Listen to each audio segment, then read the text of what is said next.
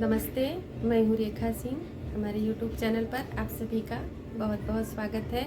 हम आप सबको सुहाग गीत सुनाएंगे। इस तरह सुहागवा कमातल दुल्हे झूमी झूमी के पैया लागे। सुहागवा कमातल दुल्हे झूमी झूमी के पैया लागे। दुल्हन नहाए जाली दुल्हा भी साथ जाले। दुल्हन नहाए जाली दुल्हा भी साथ जाले।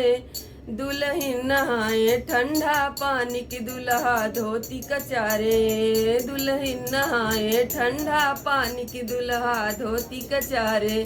सुहागवा कमातल दुल्हे झूमी झूमी के पैया लागे। सुहागवा कमातल दुल्हे झूमी के पैया लागे। दुल्हन खाए जाली दुल्हा भी साथ जाले। दुल्हन खाए जाली दुल्हा भी साथ जाले।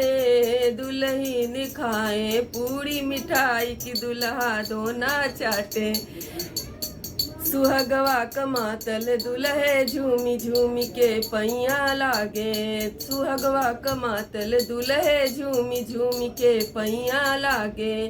दुल्हन सोवे जाली दुल्हा भी साथ जाले। दुल्हन सोवे जाली दुल्हा भी साथ जाले। दुल्हन सोवली फूल सेज की दुल्हा बेनिया डोलावे। दुल्हन सोवली फूल सेज की दुल्हा बेनिया डोलावे।